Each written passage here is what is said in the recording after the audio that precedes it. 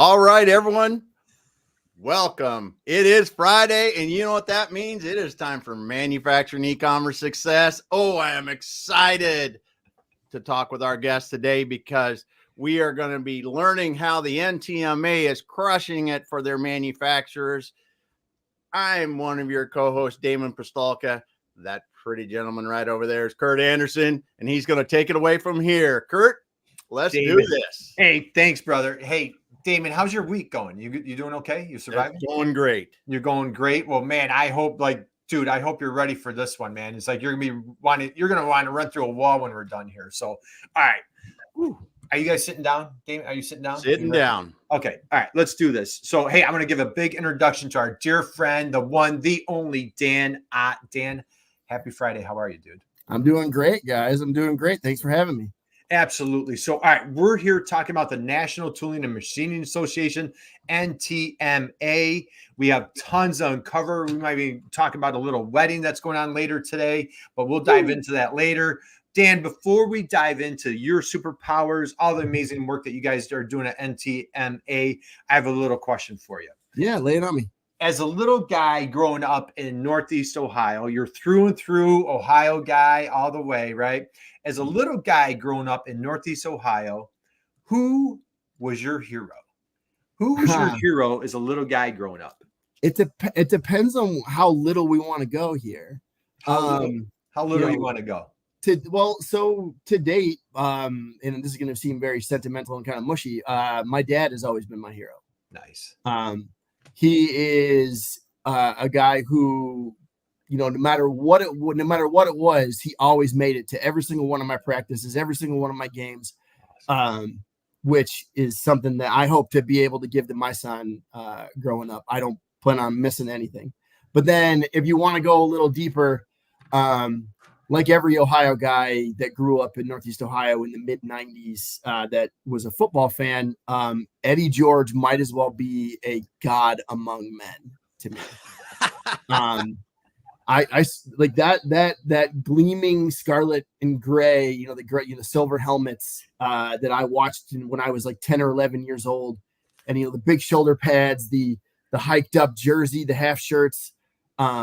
It made me fall in love with the sport, quite honestly. And I credit him and guys like Orlando Pace and Terry Glenn. I really do credit them with my deep and abiding love for the game of football. Well, I absolutely love that. What a great answer. So let's talk about Dad first. So what was Dad's name, please? So my dad's name is Larry Ott, born and raised in Cuyahoga Falls, Ohio, as are quite a few of my family members. I think we did an Ancestry.com search a couple of years ago, and we can track my family lineage in this city back over 100 years. Oh, nice. Wow. They ought to give me a plaque. Honestly, there should be a plaque dedicated to us, honestly, because we've built this community over the course of a century. So right. All right. So, all right, we've got Larry Ott as a hero, caught all of your games, and just, what a great thing. Just give us a little bit more about Dad. What did Dad do? What was, let's hear a little bit more about Larry. Yeah. So my dad worked for the city of Cuyahoga Falls. It's where I'm from, for over 30 years. He worked for the Parks Department. He, worked on all the baseball fields. He did a lot of the public parks. He worked on, we have a water park here that he was in charge of maintaining and make sure that all the kids were safe.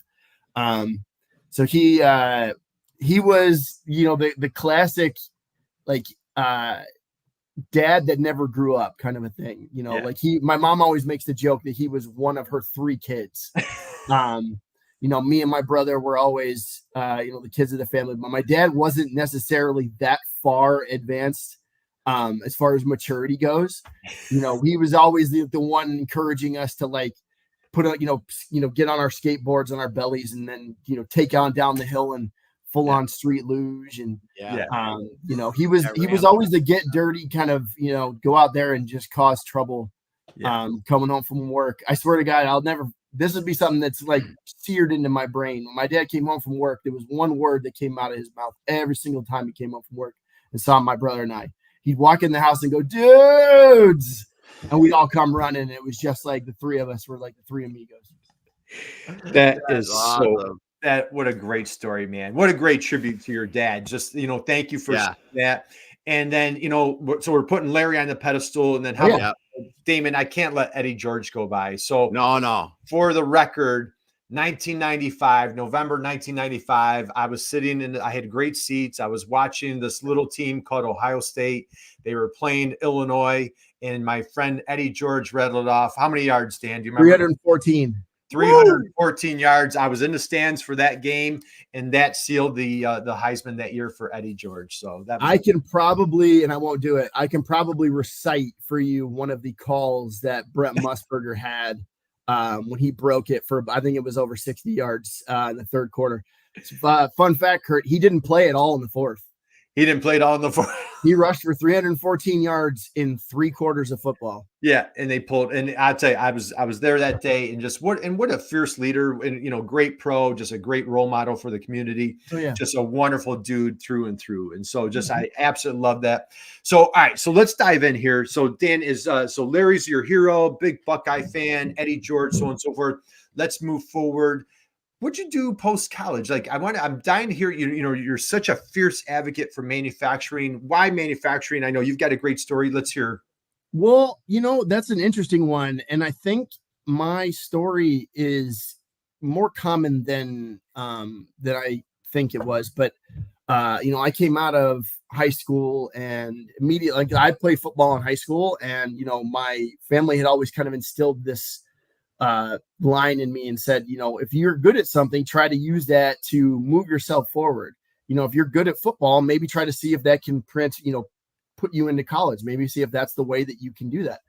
And I, like a lot of other high school athletes, I decided to take my talents to Adrian College in Michigan and played football, and absolutely loved every single second of it. And both my parents, I was a first generation college student, and both my parents, working class people, did absolutely everything to try to offset the somewhat, thanks to grants and financial aid, a small tuition, but they tried to do as much as they could to offset whatever I was paying. And unfortunately, that ended up bumping them into an income bracket that, the government thinks, okay, you made more money, you don't need as much from us, kind of a thing. So my tuition went from around $4,300 to go to a private school and live on campus to around $17,000. And, being a Division III athlete, you kind of have to weigh, I'm not going to be going into the pros, quite honestly. Like, that's a pipe dream. I don't know too many Division III athletes that make it to the next level. And you kind of have to look at it pragmatically and think, is the next 3 years of extending my football career worth incurring an additional, I don't even want to do that math, $50,000+ in student debt. Right. So I did the economical thing. I moved home and went to the state school here and commuted. One thing I didn't recognize early enough was paid enough attention to mental health. And, I had never been presented with the abundance of time and freedom that when you step away from football and you have all this time, like, I don't have to be at study tables. I don't have to be at lifting. I don't have to be here. I don't have to be here. So you get used to that freedom, and it can become addicting. And then you don't end up going to class. You don't end up doing the things that you need to do to be successful. And ended up leaving the local university here, Kent State, and, kind of worked whatever jobs that I could get my hands on, whether that was delivering pizzas or working construction. It was just whatever fell into my lap. I had a family member reach out to me, and I was really struggling. And she happened to work for the local carbide tool manufacturer here, Kyocera SGS. Well, it was SGS at that point. Reached out to me and said that her coating company, they're one of their companies that puts titanium coatings on all their tools, needed someone to be a delivery driver and a sandblaster. So she gave me a call, and she was like, maybe this will be a good start. See what you like it, see what happens. And I viewed it as more of a stepping stone. I was like, I'll get this job. I'll take it. I'll see where it goes. And then I'll get myself back on track. 11 years later, it just became what I thought was going to be a stepping stone, ended up being a career path that I never really considered, but have really kind of gravitated towards. But yeah, that's how I got started. Met my wife in 2011. She worked for the local university here, and it's funny. she tells me all the time she should be credited for my degree, and I really do think that she should be credited with the start of it. Anyways, she looked at me, and at that point, I was guilty of telling people I was going to go back to school and I didn't have any plans to. I was just trying to get rid of the conversation. And she looked at me and she was like, "Look, I love you either way, but either stop telling people you're going back to school or do it. Either way, I'm with you no matter what." She called your bluff, man. Yeah. Drop the hammer. You can either stop telling people you're going back to school and stick to what you're doing, and I love you, or you can actually put your feet to the fire. You can jump in and let's do this together. And I was able to get my degree in 2017, thankfully at no cost to myself through tuition waivers because my wife works there. Nice. And then it ended up, went through job fairs and career fairs. And, honestly, I had put in, a good word. I went to my VP of marketing at SGS and said to him, look, I'd love to be considered if you ever create any more marketing positions. I would love to be on the top of your list if this ever became something that you were looking to fill. And he said to me, he was like, "We don't have anything right now, but I'll keep you at the top of the list. And I appreciate you coming to me." And it wasn't 6 months before that family member, shout out to my Aunt Terry, ended up calling me and saying that the person who was in that marketing coordinator role had left. And if you're interested, you need to get your application in now. I think I waited all of 13 seconds before I had logged on and put my resume in and send an email, did everything I needed to do. And that was in October of 2017. And then by Thanksgiving, it was literally Thanksgiving Day that I got the email from my VP saying that I'd got the job. And then just, I've been fortunate that my career that started as a delivery driver in the manufacturing sector has parlayed into, I got my degree, was able to seamlessly flow into the manufacturing area again, and then led me to NTMA. So that's awesome. Absolutely phenomenal. And kudos to your wife for calling I mean, what a great relationship. Tough love, being your accountability partner, and just rising tides lifts off ships, and she just kind of called your bluff. I couldn't love that more. That was phenomenal. Yeah. She knew I'd do the work, but it was just that I needed to have that foot in the butt to get out the door. Yeah. Good stuff. Well, we've got Elaine stopped by and said, "Hey, Dan, I resonate with the dad part as my hero. Dad is hero even today. My hero even today." And then Whitney Houston's here today. Whitney, happy Friday from Houston. Happy Friday, guys. Man, all right, this is awesome. So you just joined us. Please, drop a note in the chat box. Let us know that you're out there. Do yourself a favor. Connect with Daniel Ott from NTMA on LinkedIn. As you can tell, just a man of integrity, great dad, wonderful husband, and just all sorts of wonderful things. And again, he might have a little wedding going on tonight. Well, you got to stick with us because we'll talk about that a little bit later. Yeah.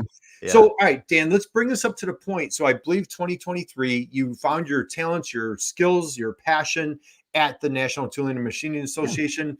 Walk us through that transition, and then we're going to take a deep dive into the NTMA. Yeah. So, I had been with what is now Kyocera SGS or Kyocera SGS companies since I was 22 years old. So I was 2006 and had done just about everything that I needed to do. And I was very happy. I love the people there. Yeah. It was just, sometimes you just look for growth. And I honestly, I don't remember what led me to the search, but I just thought, there was something that I didn't feel was connecting I didn't feel like I was completing my journey at SGS. So I began the search, and very oddly, I'm just like a lot of people, I ended up looking at a lot of different job application sites like Indeed and LinkedIn and Career Builder. And I saw an article or an ad for the creative content manager position with the National Tooling and Machining Association. And I thought, this is odd. This shouldn't be this seamless. So, of course, I read into it, and, I put in my application and send in my resume. And I don't think it was more than 2 days before someone had reached out. And, you know, I had a very positive phone interview. I had a great interview, and I don't know, and they'll probably tell you, I don't think either of us I didn't plan on, you know, finding an additional marketing job within that same precision manufacturing field. Yeah. And I don't think they planned on finding a marketing individual or a marketing professional like myself who had experience in that specific field. Yeah. You know, we represent some tool builders, some tool manufacturers. We have as members, and I can absolutely hold my own in a manufacturing conversation with them as well as in a marketing conversation with them. Yeah. So it's been an absolute seamless and wonderful transition to a great team at NTMA. Well, that's phenomenal. Cool. Damon, what do you got? I think that it's cool that you were able to do that. You have, I mean, the tooling side of it, and then move into the marketing for the people that are using the tooling and how they're doing that. It's that experience. You probably saw some of the soulmate customer to the NTMA, some of the challenges they were seeing in the field firsthand, delivering tooling, talking to them, doing the marketing for that, the tools themselves. So that it's a powerful combination moving forward. It is. And it's I honestly, I keep hitting that. I never thought that my decision to become a delivery driver in the precision tool manufacturing field would transition to a going on 18-year career. Yeah. Inside this sector, but I'm absolutely so thankful and so blessed to be still working with these amazing people. Awesome. And that's the thing that I love about manufacturing, right? Because I mean, I did most of my graduate work was paid for by my employer at the time when I did it. And there's so many programs, manufacturers. I mean, you can literally, like you said, you can start as a delivery driver, and it gives you the opportunity. Sometimes the companies pay some other things, but gives you these opportunities for growth within the companies. And you hear stories like yours where, you know, I was doing this. I wasn't quite where I wanted to be. I knew that. I was able to, you know, work a good job and do that. But then I decided it was time. You had a little help from your wife. Yeah. But you know, but then things just worked out in manufacturing. It's so cool. So you hit on it, Damon. Growing up, I was given the path by my parents, and this was the path that they knew at the time. Right. You know, there were two paths. There was one path to success. You went through high school, you got your 4-year degree in college, you got a job, and that was how you became successful. That isn't necessarily the case anymore. One, because tuition is just skyrocketed, and it's really a big financial decision as to what to do with your future and whether you want to mortgage that with how much student debt you'll take on. But you know, I look at kids now who probably aren't meant to be in that traditional college experience. That's not the path that you need to move forward. And I think they look at manufacturing, and a lot of them have that same perception that I had, that it's dirty, it's grimy. We see it all the time in like old movies where you have that steel mill, the guy's wearing the hard hat, the old Coke bottle glasses. Yeah. He comes home filthy. And I think that's the perception that manufacturing is this dirty, grimy, micro dirty jobs type of a profession. And it's no longer that way anymore. Yeah. But a kid, and I tell this, you know, so we have an education and portion of what we do at NTMA.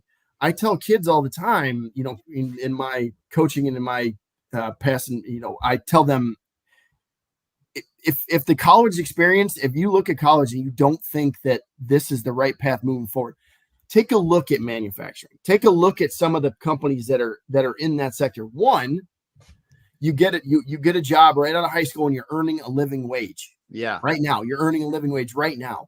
And a lot of these companies will offer tuition reimbursement or tuition waivers, or they'll give you some sort of a journeyman program. They'll give you some sort of a way to become proficient at what you do. Or like at my old company, we give, as long as you would, I think it was like, as long as you would sign sign on to be a certain amount of years to be with them, they would pay for your undergraduate work. Right. Yeah. So not only are you earning a living wage, but I'm getting my college paid for. Yes. And when I get my degree, one, I've earned all this money to date. And two, I don't have a single cent of student debt. Yes. I'm not, it's a path forward that I really do think needs to be not forced on them, but it needs to be introduced to a lot of these kids who don't think that there are other ways to become successful other than that 4-year path. 100%, because it is. And it, you talk about the 4-year degree, and I see this in other areas too, like for machining. A lot of places now, if you want to come in as an entry level, just starting sweeping the floor kind of person, they will send you to the trade school after you've proven yourself, that go get the training as a machinist, and then you come back and you can get even better at doing it. And I've seen it in welding. I've seen it in a lot of other these trade positions where we're talking these people can make $100,000 a year, absolutely, in not too long with this kind of this progress. And these are kids, as you said. My son's 25. He's got friends right now still searching what they're going to do. And it's because they thought that the path was you go to college, you do this, and they got down to the college role and it just wasn't right for them. Mm-hmm. And there are so many places in manufacturing you can win over the long haul and have a great time doing it. And like I am extremely thankful, one, for the path that I got to move forward. But one of the things that I look for inspiration. So I don't know that any one person or people inspired me to get into manufacturing, but I can tell you unequivocally that over the course of my 18-year career, I have met countless amounts of people that have kept me in this profession and have made me the passionate guy that you see before you. Because honestly, manufacturing, the one thing that I think is universal in every manufacturer and what they produce great people. That is the biggest thing that they produce, is the people that they have there. Yeah. Drop the mic right there, man. Manufacturers they produce great people. They do. That might be one of the best lines on our show ever. That might be one of the best comments of all time. That was, Dan, that was fantastic. And just, and you talk about inspiration. So, yes. You know what? So I have a dear friend. She lives, like 2 doors down. She was she's my age ish, she looks 20 years younger. She was the first plant manager of Cummins Engine. So think Cummins, huge plant. So there's a huge plant near where I live. And she was the first female plant manager in the Cummins history. So a few weekends ago, they had a 50th anniversary. And so, my wife ran into our neighbor. She's like, hey, you should, we're doing this big. So my wife and I go up, and they're giving tours of Cummins Engine. Wow. Tour. So my wife and I go in, they had golf carts. So you're taking a golf cart tour around the plant, and I'm chit-chatting with the 2 guys driving the golf cart. Exactly what you're describing, Dan. They came in and they were just gushing. They came in on the floor is where they started, and Cummins rose them where now this guy had this position. This guy had this position. It was one guy was an IT guy. The other guy was in another tech field. And he was like, we could have never done this without manufacturing and without Cummins. They have lifted us to whole new levels. And it was just, with what you're saying is just so spot on, man. It is. So, and I'm going to give another shout out to the guys at Major Tool in Indianapolis. So every year we have an Engage conference that we go to, and it's different city each year. And we take a shop tour in whatever city we happen to be in. And we got to tour this amazing facility, this amazing company called Major Tool. The one reason I mentioned this, and I've mentioned this to the guys that work there that ended up being at our conference, the one thing that I took away, other than the fact that it was absolutely massive, that the second you walk in the door, I understood exactly who they were as a company. Because the second you walk in the door, literally on the wall there is a picture of every single person that works there and the years that they've had there. And they've had guys that are there like within their first year all the way to 50 years. Yeah. So I told them, I'm like, the one thing, like, you guys can produce anything you want to produce and still be successful. But what makes you successful in my eyes is that the one thing you produce is right there on the wall. Is those great people that are on the wall that are willing to not only they've dedicated majority of their lives Yeah. to what you guys are selling right there. Like, so I know exactly who you are the second I walk in the door. And that's what's awesome about manufacturing and some great people. Oh my God. All right. So good. So, all right, let's keep the party rolling. You mentioned Engage. We're talking about NTMA. If you're just joining us here, Damon, I've lost track of time. Like we're coming to We've the top got of some, the we got hour. some comments here. I'm going to run through it. We got Sunil saying, "Hey, good evening, sir." He's got a good, and Elaine said, "Starting small and through love." There you go. Tarun said, "Hello," and Tahorul, sorry, I'm probably butchering that, but he said, "Great event. Thank you so much for the comments." All right, let's keep it rolling, Kurt. Let's keep it rolling. Drop us a note. Let us know where you're coming from. And again, connect with Dan on LinkedIn. Go to NTMA. So now, Dan, let's go here. Who is NTMA? How do you guys make the world a better place? We've had your fearless leader has been on the show, our friend, our comrade, Roger Atkins has been here. Big shout out to Roger, your entire team. Just share a little bit about who and what is, you're talking about people. What is going on at NTMA? Yeah, so we are a manufacturing trade association. Our national office is based right here in Cleveland, Ohio. We represent, I think it's over 1,000 small to medium-sized manufacturers nationwide, and try to provide them with networking opportunities, different programs to kind of help help them stay afloat, help them, with any sort of processes that they might be struggling with, any sort of connections that they need to have made within the manufacturing space. And really we're out there representing the people that I'm talking about just now, is these amazing people nationwide who, without knowing it, kind of make your life either easier or make your life go, quite honestly. Mm-hmm. Yeah, and you guys have been around since 1943, and so just give a little bit, how you guys are making the world a better place, and on top of that, the longevity, the success. Why is your trade association just been so phenomenal for your members? Well, we've been around for 81 years. We have the ability to go and really appeal to these small to medium-sized manufacturers and kind of give them connections. Make sure that they feel like they're a part of a community. We have events that we have, and you have networking opportunities. We have an NTMAU, which is a university that kind of helps further the education of a lot of these manufacturing students.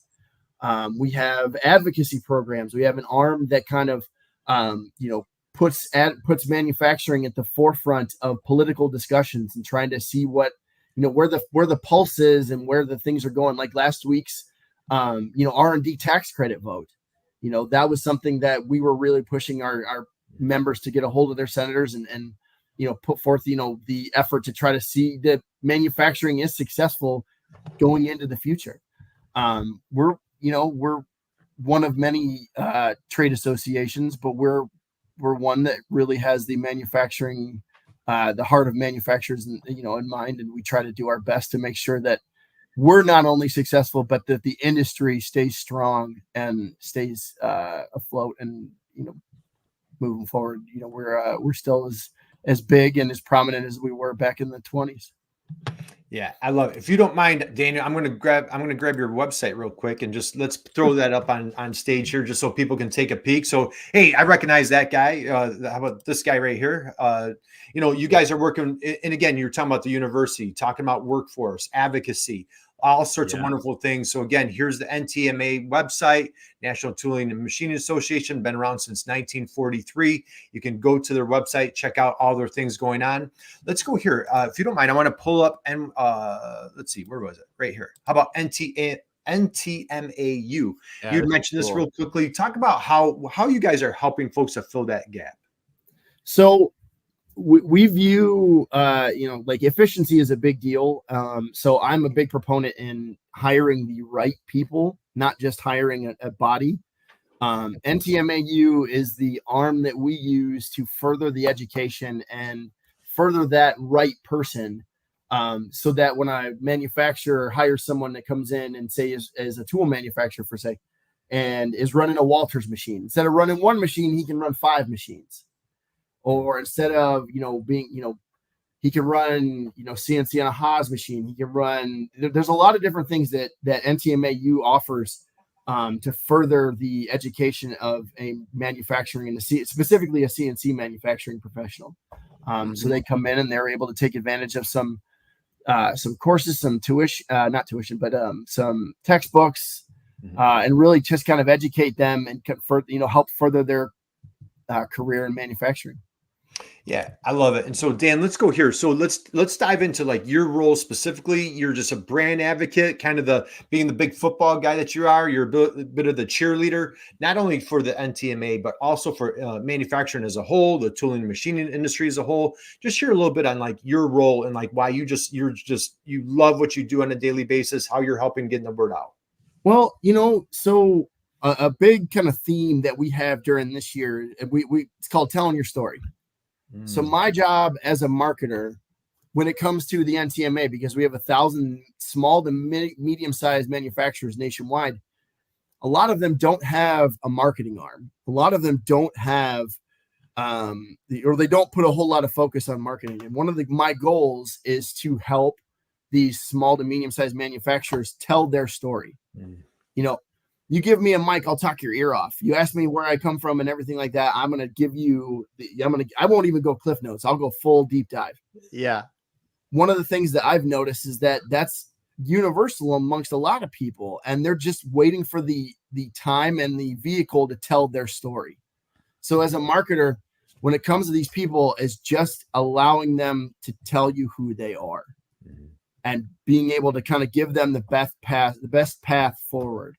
We talk all the time about just being able to get their voice heard and get, their message out in front of the right people. And that's my job as a marketer is to, like when I talked about selling people, when I talk about the people that are the products of these manufacturing companies. So that's what I'm trying to push nationwide, is that these people are what drive everything that you see in life. Everything that from your cars to the food that we eat every morning, all the way to the roller coasters that you ride on when we go to a theme park. Everything is driven by manufacturing. Everything is driven, and just giving them the time to tell your story is what I try, is at its base what I try to do every day. Well, I'll tell you, what an admirable cause right there. Just getting everybody's story out there. Absolutely love it. And I don't mean to put you on a spot, Dan. Does any particular stories jump out to you that have folks that have shared with you, just super inspiring, that you would love to retell here with everybody? So not any one particular. Like I mentioned, there was a story, like I told you, about Major Tool and them putting their people on a pedestal. But so now, I'm not trying to plug the event that we have going on in October, but we have coming with us to the event is a Hall of Fame singer-songwriter who wrote the dance for Garth Brooks. His name is Tony Arata. We've had him touring some chapters of NTMA throughout the year, kind of instilling this storytelling ability to all of these chapters and all the members of these chapters. They all have an amazing story to tell, and we all want to hear them. It's just that they need the voice to tell them. They need the vehicle to go out there and tell it. So I don't know if there's any one particular manufacturer that I've seen or heard that has a great story. They all have great stories to tell. Yeah, they really do. So like last year was my first time at Engage, our fall conference, and I got to speak with some amazing people like Jeff Anderson at Accutech Precision Aerospace. And, Ashley Hunsicker at HTC Coatings, wrote a couple down. Dan Engelmeyer at, Hipsman's Crew, Christina Collette at Riata Engineering. So there's these amazing people that you didn't know existed, and that you've got to pick their brains and just kind of learn who they are as people and as business owners. And it's really amazing to take all that in.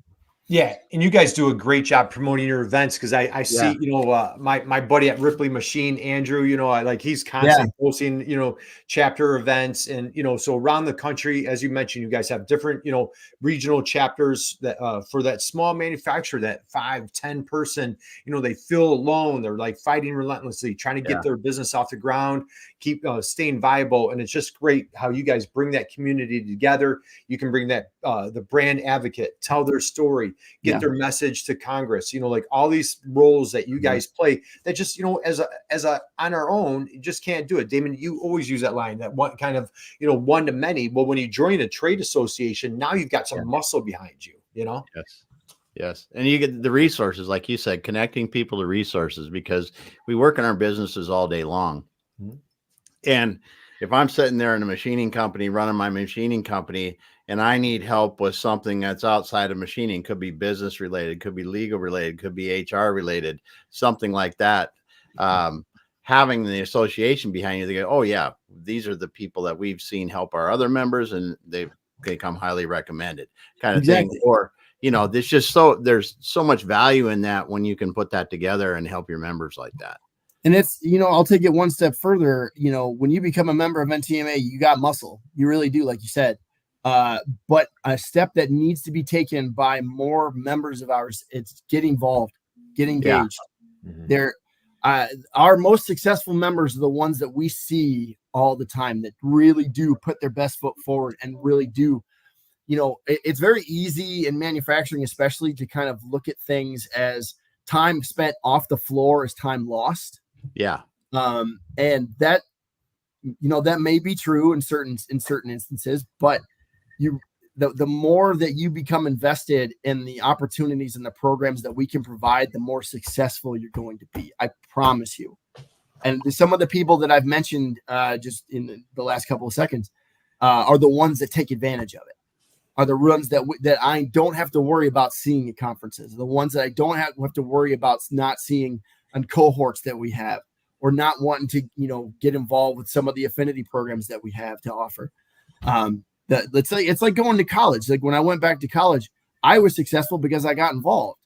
I wasn't successful the first time because I didn't get involved. I didn't manage my time well. I didn't put my effort into, getting involved with this or getting involved with that. I was when I went back to school my second time, I'm sure I was the annoying guy that was ruining the curve. I'm sure I was the annoying older guy who was like the, you better sit down in class. I'm like the watchdog for the professor. But I was successful because I got involved. I got engaged. Yeah. And the more you become not only just a member of NTMA, but the more you become an engaged member of NTMA, the more successful you're going to be. I couldn't agree with you more, Dan. And the thing is, so Damon, we talk so often about how important it is to work on your business, not just in your business. And that can be anything, it doesn't make manufacturing an exception, is not the exception, but when you have a machine shop, if somebody calls in sick, the owner might be out on the floor, or maybe they're shipping, or maybe, they're running around doing HR. If you have a small shop, man, you're doing a little bit of everything. And I think what NTMA does for these small manufacturers, they can take a minute and step back and like be in a room, whether a virtual room, an email room, a physical room, and just collaborate and just like, oh yeah, I have that problem. Or how about this? What if you had that problem 5 years ago, solved it, and now you could share it with somebody else? What if you could be not just the receiver, but the giver, like you're saying, Dan, like be the person that just, because it works both ways, right? And lots of opportunities to take advantage of with your organization. There really are, and not to cut you off, Kurt, but so that was one thing this was probably the most beneficial hour that I've had in my entire year and a half of being with NTMA. Last year, when I was at my first Engage conference, one of the things that we offer our members is member-led roundtables. So we, this could be from any topic, from workforce to leadership to advocacy. So I sat in with the sales and marketing roundtable, and this was a group comprised of maybe 20 to 25 people. And you had the room cut in half. You had, and I'm not trying to call anybody old, but you had the room split down the middle. You had the young section over here, and you had the old section over here. And I say that because there are two ways. It was very much split down the middle. You had one side of the room that does things very old school, Yeah. The prospecting, the cold calling. They want to go door to door. They want to be in your face. They have the Rolodex full of contacts. It was like the very old school way of doing things. And then you have the new school way of doing things that wants to employ technology. Because my generation, I like to make it, like I'm at the early end of the millennial generation. So I was the first generation raised with technology. Right. Yep. So it's not crazy intimidating to me to look at Chat GPT or Zoom or Teams or any one of these, different technology things that I can utilize as a sales tool. But can be intimidating to the older generation who wasn't raised with this. They became successful relationship builders with different vehicles than I did. But like I said, getting back to this, the room was split down the middle, and it was very much like cantankerous at first because you have both sides of the room that thought they're right. This is the way it's done. No, this is the way it's done. Everybody in the room was able to stop, and we were able to go around the room. One of the themes that we took away from it is if you can be humble and listen for 2 seconds to the wisdom that this generation has to pass down to you, because they've been in it for a long time. And the goal is still the same. It's to build relationships, build trust, to build a customer base. Mm-hmm. If you can slow down and listen to how they did that and put those and that message into the tools that we have at our disposal, us young generation, we can become as successful as you guys were. And for this older generation, if you can sit down and listen for 2 seconds and let me teach you how to use this, or even help you use this. Right. I've been down that road. When I was with SGS, we had a sales force that I often had to help quite a bit. But guys like, I'm giving a shout out here to Cliff Kerrigan and Joe Sarkis, who are the master relationship builders. They are, if there is a pair of photos in the dictionary amongst like relationship guys, those guys are there. If I can teach those guys how to use some of the technology that I have at my disposal, they're bringing in an entire. Yeah. Oh, he froze for a second, but it's good stuff. Good stuff. Let's wait. He'll come back. Yeah. But it is really, this is interesting because it is the older generation and the younger generation. But what he's saying is true because there's the good that both can learn from each other. And as they move forward, they can be better together. Yeah. I had the privilege of, I'll just share this real quick and hopefully Dan will pop right back. Yeah. I started a social media intern program years ago at a community college specifically for manufacturers. And I teed up with a young woman. She was a professor, like 20 something. And, here's the older guy. And so, hey, I'll share, I got a funny story, Damon. So she was, what was she? She was like second runner up for, here he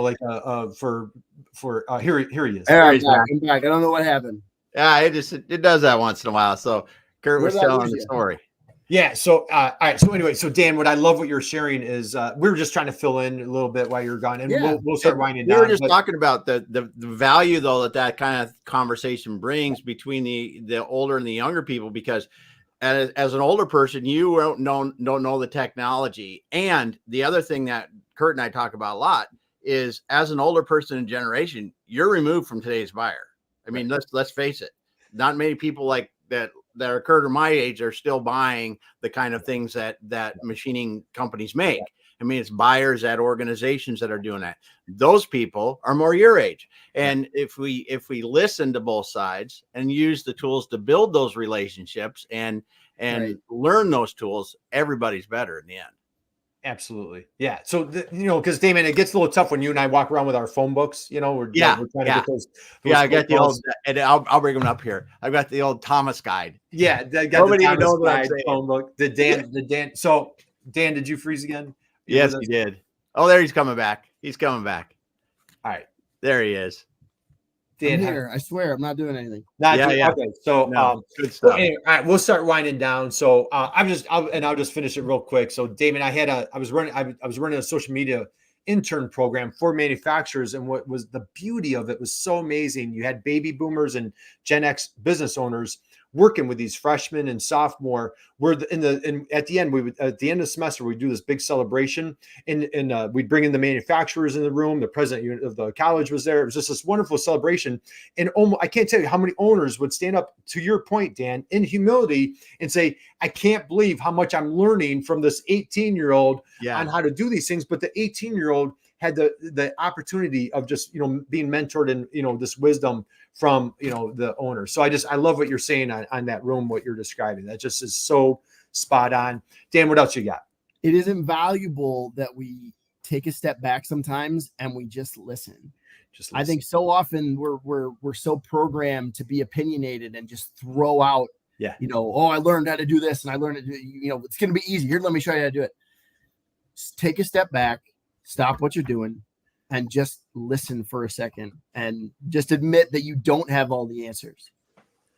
That's how I swear to you, that's how I'm where I am in my career. It's just that I was able to pick the brains of the people that knew more than I did. Right. Yeah. It's amazing how smart we were in our 20s, but then as you get older, all of a sudden you're like, you just, when you're on a quest for curiosity and to learn, it's so Dan, let's start winding down. I know you've got big plans tonight. So a couple last things I want to ask.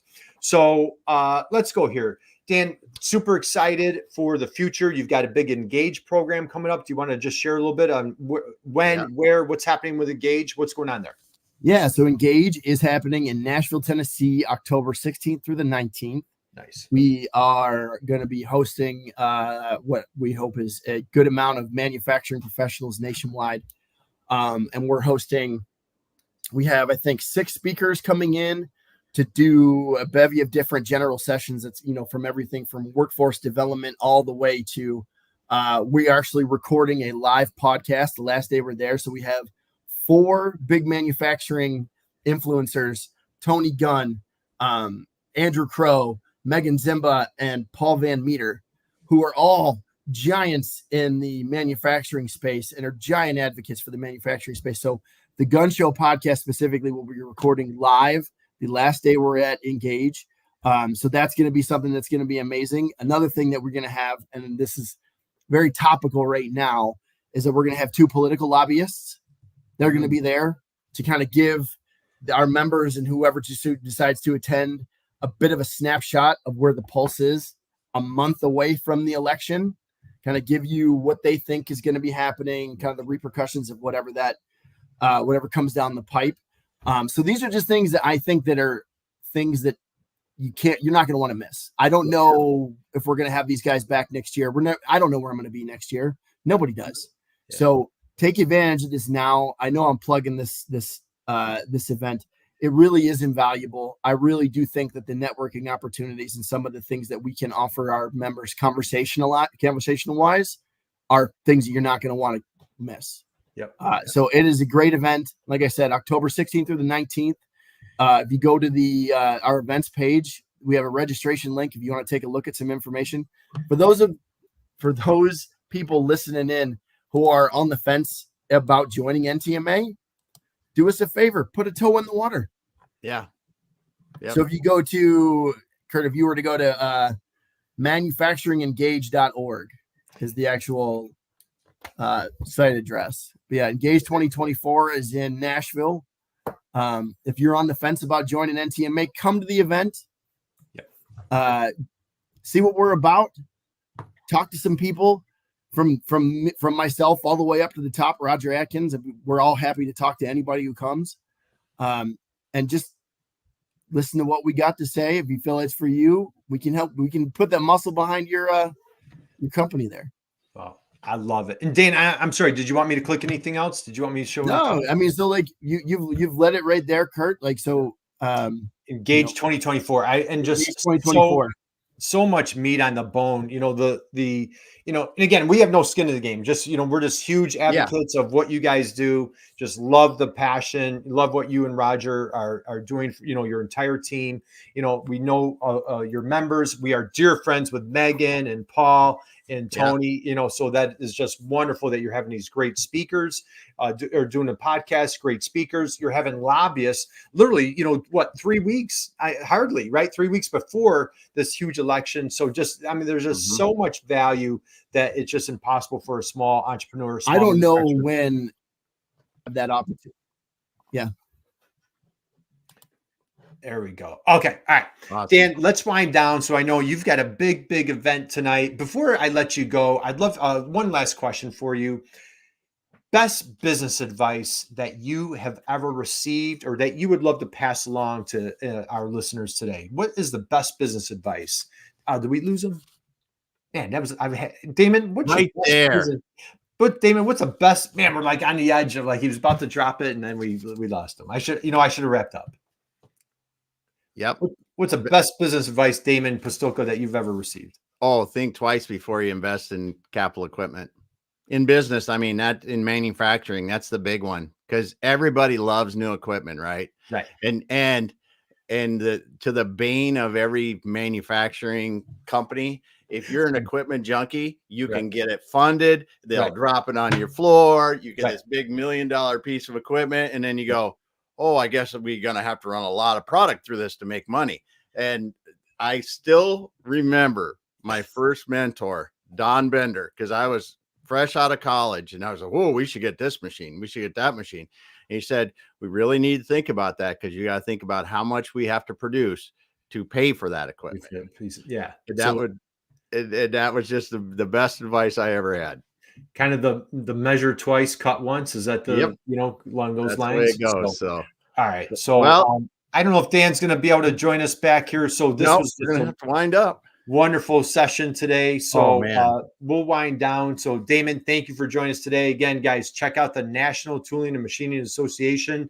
Wonderful friends there. Connect with Dan on LinkedIn. And I was hoping if I stalled for a minute, maybe he'd come back to us. Damon, any parting thoughts for the weekend? What do you got? No, I'm just telling you that, the NTMA, actually some of the companies I ran in the past were members. They're not kidding. They've got good resources. They can really help you as a small to medium-sized machine shop. He was talking about all those people. Paul lives only like 60 miles away from me up here in the Northwest. And, those other people they have at the seminar, it's going to be just great speakers. They got a wonderful show going to go on and a lot of things happening, but the NTMA really does help their members. I totally agree. So great, wonderful, inspiring conversation today. So we will close things out. We appreciate everybody joining us today in the chat box. We appreciate everybody here today. Go back and rewind, listen to Dan. He is just so passionate for manufacturing. Yep. Damon, why don't you close us out? Take us away, man. All right. That was great today. We were talking with Dan Ott at the National Tooling and Machining Association and learning how the NTMA is crushing it for their manufacturers. Wow. I want to thank all the people that dropped the comments in there. Tarun, Sunil, Whitney Elaine for being here today. Tahorul. It's just so many people. Thank you so much. And those people that didn't drop the comments, we love it that you're out there listening too. If you know somebody that would benefit from watching our show, listening to our show, follow our podcast, put them in touch with us, show them where this show is at. We would appreciate it. Have a great weekend, everybody. And Dan came back. I swear, that was panic inducing. Well, we're just wrapping up, Dan. Perfect timing, Dan. We're closing things out. I had asked you best business advice that you've ever received. Anything that you'd like to share? Best piece of business advice. So going along with the telling your story, I have a dear friend who was my former sales manager at SGS named Cliff Kerrigan.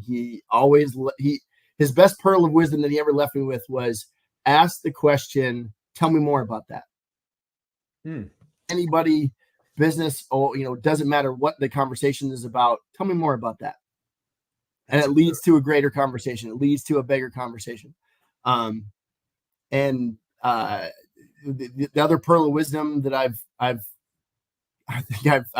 instilled in myself is be patient. Don't jump to, if you get a new task, somebody gives it to you, it's okay to freak out, don't act reactionary. You don't be a reactionary person, and be patient, and go just do what you do. Do what you do. All right. Great words of wisdom, my friend. So, all right. Hey, we wish you amazing, wonderful luck tonight. You have a little, you want to just share what you're doing this evening? Yeah. So my little brother, Joe, is getting married. And I have a very important best man speech to give, later on tonight. So it should be a great time. A shout out to my brother, Joe, and his, new wife, Julie. I can't wait to see, what the future holds for you guys. Well, Nice.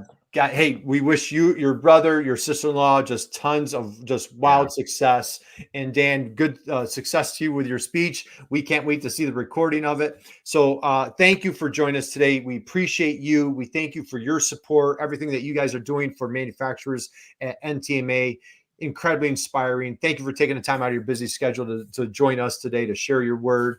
And Damon, why don't you close us out, my friend? I'm going to close this out for good this time. Thanks everyone for being here. I mentioned the people that dropped the comments. Thank you. If you got into this late, get back to the beginning and listen to Dan from the beginning and the awesome stuff that the NTMA is doing for their manufacturers.